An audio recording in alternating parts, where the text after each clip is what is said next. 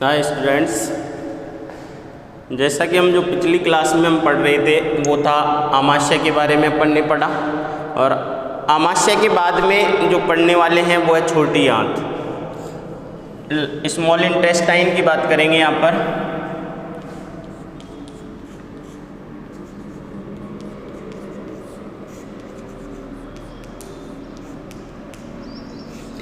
छोटी आंत की बात करते हैं तो छोटी आंत जो होती है वो किस किस के मध्य होती है? आमाशय और बड़ी आंत के मध्य पाई जाती है।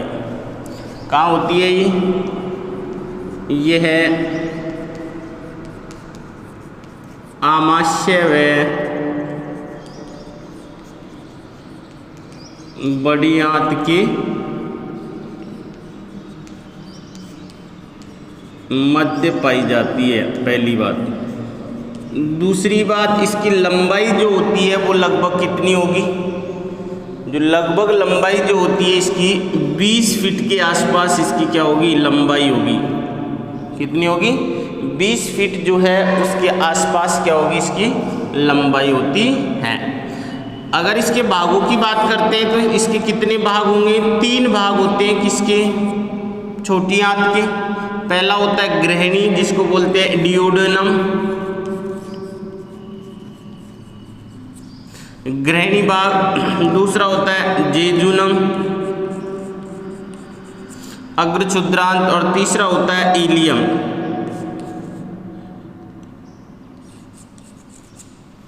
ये होता है क्षुद्रांत। 3 भाग होते हैं। डेड्यूनम जो होती है इसकी लंबाई जो होती है लगभग बहुत कम होती है, लगभग 25 सेंटीमीटर के आसपास इसकी क्या होगी। और ये अभी देखेंगे ये कहाँ कनेक्ट होता है। जेजुनम की लंबाई जो लगभग होती है वो कितनी होगी? जेजुनम जो होती है उसकी लंबाई लगभग कितनी होगी? 8 फीट के आसपास, 1.5 मीटर के आसपास होती है। और ये जो होती है ये लगभग कितनी होगी? 12 फीट के आसपास इसकी क्या होती है? लंबाई होती है। ये 3 भाग होते हैं किसकी। अब अपन देखते हैं कि किस किस के मध्य पाई जाती है। तो अपन ने सबसे पहले यहाँ पर बात की थी, ये जो है ये क्या है? ईसोफेगस। और ईसोफेगस जो है वो किससे कनेक्ट था? आमाशय से।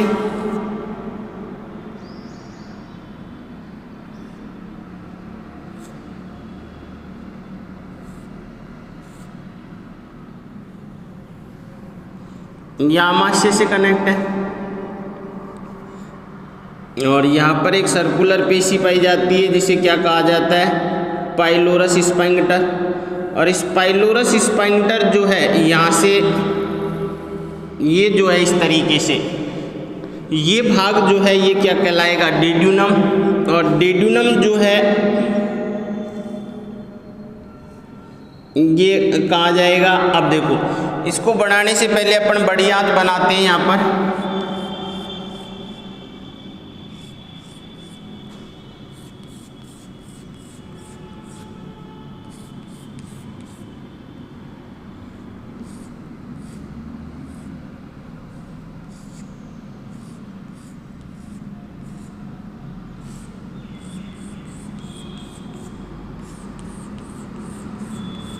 ये बड़ी आंत। अब देखो यहाँ पर ये छोटी आंत जो है, ये छोटी आंत का जेजुनम भाग जो है वो क्या होता है? अत्यधिक कुंडलित भाग होगा। यहाँ पर ये क्या होगा?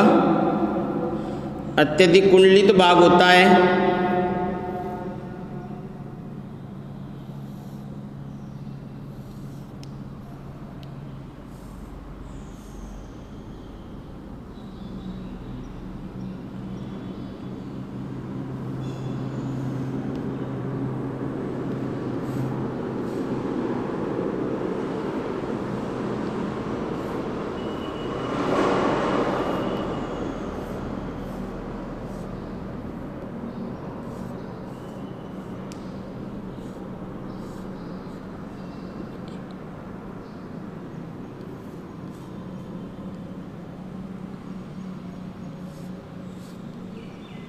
इस तरीके से ये अत्यधिक क्या होगा?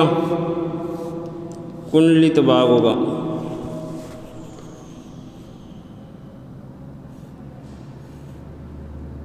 और अंत में इसका एक भाग जो है ये जो आके कहाँ खुलेगा, ये बड़ी आंत जो है उस बड़ी आंत में आके खुलता है। और इस बड़ी आंत में जहाँ पर ये खुलता है,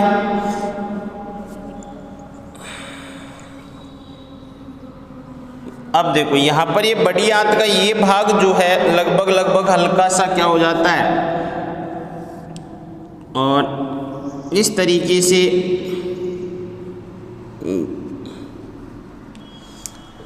तो ये बड़ी आंत का भाग है और ये छोटी आंत का, ये अत्यधिक कुंडलित भाग है। तो ये भाग जो है इसका, ये भाग तो क्या कहलाएगा, ये भाग कहलाएगा डियोडेनम। और ये जो कोइल भाग, अत्यधिक कोयली भाग जो होता है, ये क्या कहलाएगा, जेजुनम। और इलियम भाग होता है जो स्टार्टिंग का भाग जो होता है, ये तो कहलाता है जेजुनम। तो ये इसी में ये कौन सा होगा, जेजुनम। और जो इसका लास्ट वाला पोर्शन जो होता है इसी में मिक्स है, तो ये भाग जो है ये क्या कहलाएगा, इलियम। ये भाग क्या कहलाएगा, इलियम कहलाएगा। और इलियम भाग जो है बड़ी आंत से, और बड़ी आंत का ये भाग अभी अपन बात करेंगे, ये कहलाता है सिक्कम। ये क्या कहलाएगा, सिक्कम कहलाएगा। और बड़ी जो छोटी आंत और बड़ी आंत जहाँ पर खुल रही है, तो ये भाग जो है जहाँ पर ये खुलता है, यहाँ पर ये जंक्शन है, ये जंक्शन क्या कहलाएगा, इलियोसिक्कल जंक्शन। क्या कहलाएगा, इलियोसिक्कल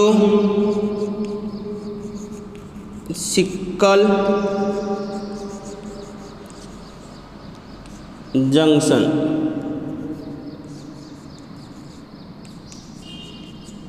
इलियोसिक्कल जंक्शन जो है ये यहाँ पर खुलता है। डेड्यूनम जो है वो लगभग कितने 25 सेंटीमीटर लंबी होती है, और ये कैंसर लगभग सी आकार की होती है, या यू आकार की बोल सकते हैं इसको, सिक्कम। और जेजुनम जो होती है ये लगभग कितनी होगी, 8 फीट लंबी होती है। और इलियम जो होता है ये क्या होगा, लगभग 12 फीट लंबी होती है।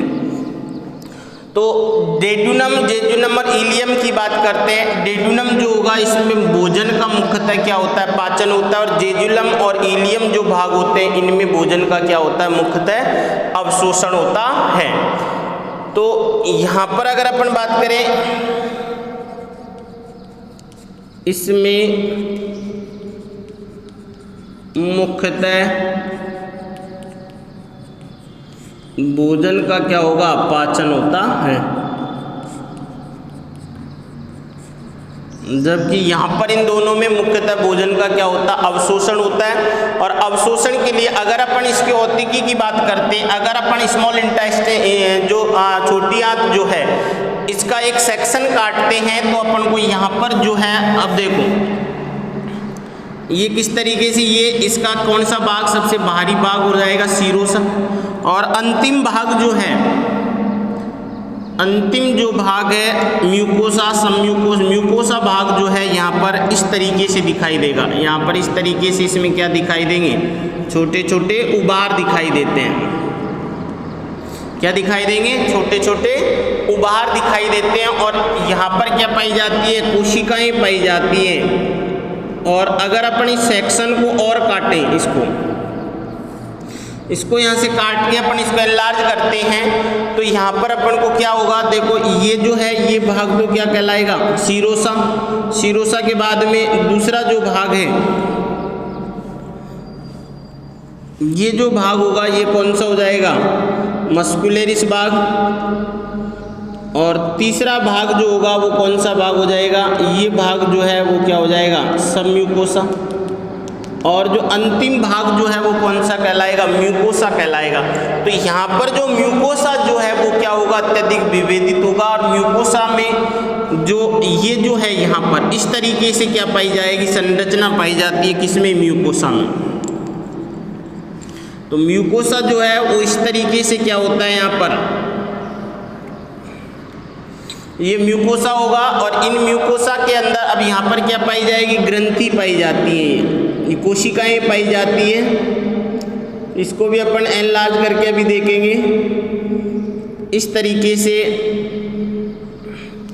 तो ये जो संरचना है ये कहलाएगी विलाई। ये क्या कहलाएगी? विलाई। एक सारी संरचनाएं मिलकर विलाई और एक सिंगल जो है वो क्या कहलाएगा? यहाँ पर विलस कहलाता है। तो ये जो भाग है ये तो क्या हो गया? सीरोसा।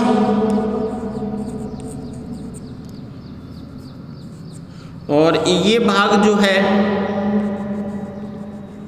ये भाग क्या कहलाएगा? मस्कुलेरिस। और ये भाग क्या कहलाएगा? सबम्यूकोसा। ये भाग क्या कहलाएगा? सबम्यूकोसा कहलाएगा। और ये भाग जो है ये क्या कहलाएगा? म्यूकोसा। तो म्यूकोसा जो है यहाँ पर अत्यधिक क्या होगा? विभेदित होगा। क्यों? क्योंकि जो छोटी आंत के जेजुनम और इलियम भाग जो है इसमें क्या होगा? भोजन का अवशोषण होता है। और ये विलाई, और आगे आप देखते हैं इसको, अगर इसको अपन एनलार्ज करके देखते हैं एक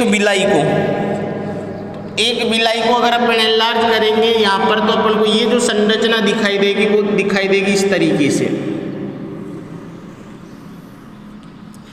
तो यहाँ पर ये जो है आप देखो, इसकी जो अपर सतह जो लेयर होगी, यहाँ पर जो कोशिकाएं होंगी, इन कोशिकाओं पर भी छोटे छोटे उंगली के समान क्या पाए जाएंगे? उभार पाए जाएंगे। क्या पाए जाएंगे? उंगली के समान छोटे छोटे उभार पाए जाते हैं। इन्हें क्या कहा जाता है? माइक्रोविलाई। जो कोशिकाओं की सतह जो होती है इन पर, तो ये जो है ये सतह ये क्या कहलाएगी? माइक्रोविलाई। माइक्रोविलाई। और ये जो है ये क्या कहलाएगी? विलाई।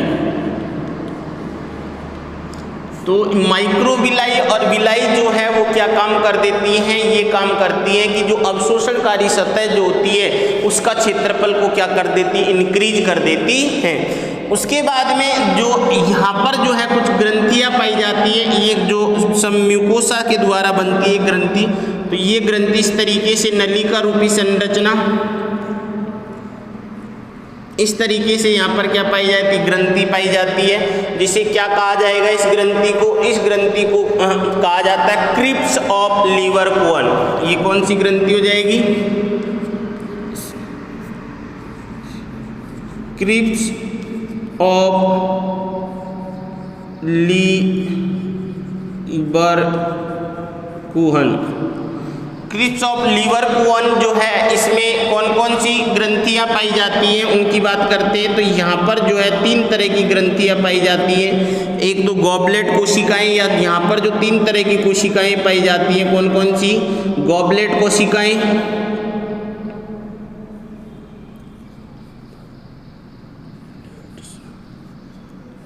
गॉबलेट्स कोशिकाएं, दूसरी बोल सकते हैं पेनेथ सेल्स, और तीसरी अगर बात करें तो बेसल सेल जो होती है ये पाई जाती है। और इन्हीं के द्वारा किसका? पैनक्रियाटिक जूस जो है उसका क्या किया जाता है? निर्माण किया जाता है। उसके अलावा अगर यहाँ देखते हैं तो यहाँ पर जो है एक ग्रंथि और पाई जाती है इस तरीके से, जिसे क्या कहा जाता है? ये ग्रंथि जो पाई जाती है ये कहलाती है ब्रूनर ग्रंथि। कौन सी ग्रंथि कहलाएगी ये? ब्रूनर ग्रंथि।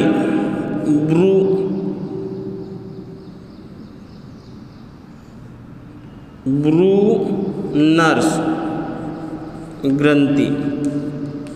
और ये ब्रूनर्स ग्रंथि जो है इसका काम क्या होता है? ये श्लेष्मा प्लस बाइकार्बोनेट्स आयन जो होते हैं, कार्बोनेट्स आयन जो है उनका क्या करता है? स्त्रावण करने का काम करता है। ये बाइकार्बोनेट्स और श्लेष्मा जो है ये क्या करते हैं? जो आमाशय से जो भोजन आता है, अम्लीय भोजन को क्षारीय बनाने का काम करते हैं। ये है क्षारीय माध्यम बनाता है। कौन सा माध्यम बनाएगा? क्षारीय माध्यम बनाता है। तो ब्रूनर्स ग्रंथि और ब्रूनर्स ग्रंथियों का जो स्त्राव जो होगा ये कहाँ ये जो है ये भी कहाँ चल जाएगा? क्रिप्स ऑफ लीवर कोअन जो है उनमें पहुँच जाता है। और तो गॉबलेट कोशिकाएं जिनके द्वारा किसका स्त्रावण किया जाएगा? श्लेष्मा का स्त्रावण किया जाता है। पेनेथ सेल्स जो होती है इनके द्वारा लोकल हार्मोन जो होती है उनका क्या किया जाएगा? स्त्रावण किया जाता है। तो माइक्रोविलाई और विलाई जो है इसके अवशोषणकारी क्षेत्रफल को क्या कर देते हैं, बढ़ा देते हैं। तो इस तरीके से यहाँ पर क्या पाई जाती है, अब देखो जो विलस जो होती है ये एक क्या होगा, ये सारे मिलकर विलाई और एक क्या कहलाएगा, विलस। तो जो विलस जो होता है इसके अंदर क्या पाई जाती है, यहाँ पर जो है क्या होगी, कैपिलरीज, और ये कैपिलरीज जो है इनमें किसका भोजन का क्या होगा, अवशोषण होगा, नहीं होगा। और कैपिलरीज आगे चलकर किसका वो रूप ले लेती है, धीरे धीरे रक्तवाहिनी का, किसका रूप ले लेगी, रक्तवाहिनी का। तो जो मुख्यतः भोजन जो है जिनमें कार्बोहाइड्रेट और प्रोटीन जो है इनका अवशोषण कहाँ होगा, सीधे रक्त में, और रक्त में कैपिलरीज, और कैपिलरी से कहाँ पहुंच जाएगी, रक्तवाहिनी में। तो ये तो क्या है, रक्त केशिकाएं। तो यहाँ पर रक्त केशिकाओं का क्या पाया जाता है, जाल पाया जाता है। ये जो है ये क्या है, रक्तवाहिनी। परंतु यहाँ पर जो है एक और पाई जाती है जो इसको कहा जाता है लसिका ग्रंथि या लसिका वाहिनी जो है। और ये लसिका वाहिनी क्योंकि जो फैट का जो अवशोषण होगा वो किस में नहीं होता है, कैपिलरीज के माध्यम से नहीं होता है। क्योंकि जो फैट का जो अवशोषण होगा वो किसके माध्यम से, जो काइलोमाइक्रोन्स जो होते हैं, मीसल्स जो होते हैं उनके माध्यम से होगा। और वो क्या होता है, कैपिलरीज जो है उनको पार नहीं करते। तो यहाँ पर एक संरचना और पाई जाती है, वो संरचना कहलाती है लसिका वाहिनी। तो जो यहाँ पर फैट का अवशोषण करती है, लसिका वाहिनी जो होती है ये किस में हेल्प करेगी, फैट का अवशोषण करती है। और ये आगे जाकर ये किसके साथ, रक्त वाहिनियों के साथ ही क्या हो जाती है,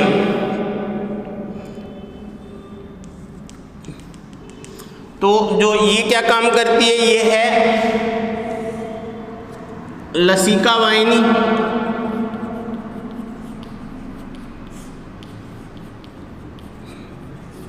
और इनमें क्या होगा, इनके माध्यम से फैट का क्या होता है, अवशोषण होता है। ये अपन जब अवशोषण पढ़ेंगे तब आएगा ये।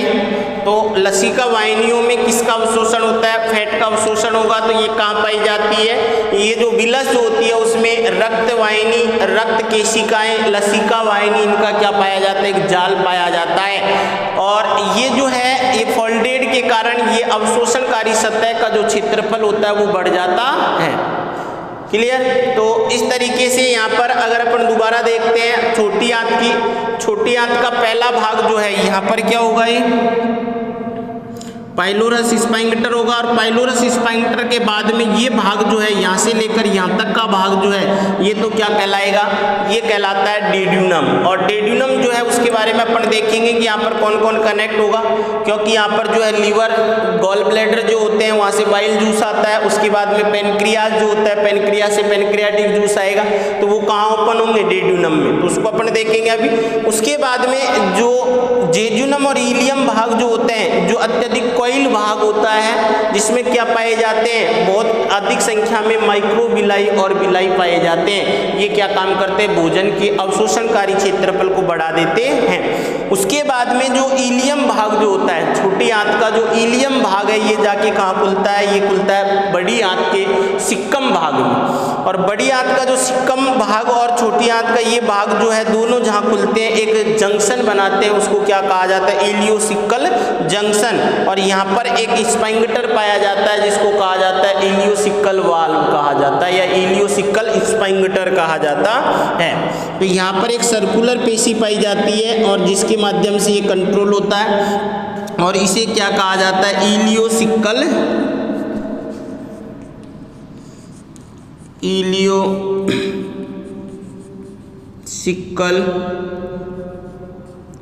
स्पाइंक्टर या वाल्व बोल सकते हैं।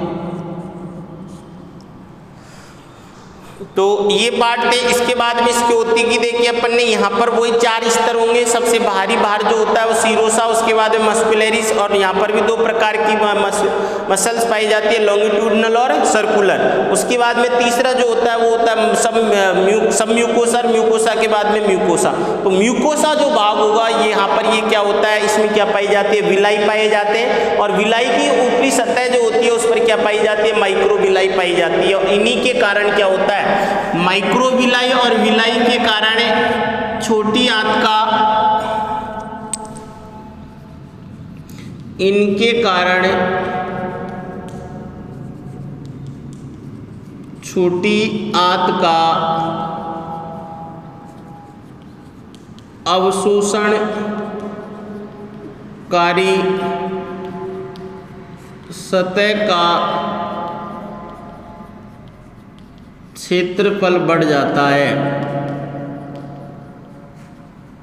और जो माइक्रोविलाई जो होते हैं, ये जो लीवर कोन ग्रंथि है, ब्रूनर ग्रंथि जो है, ये ब्रूनर ग्रंथि कहाँ पाई जाती है, सब म्यूकोसा में।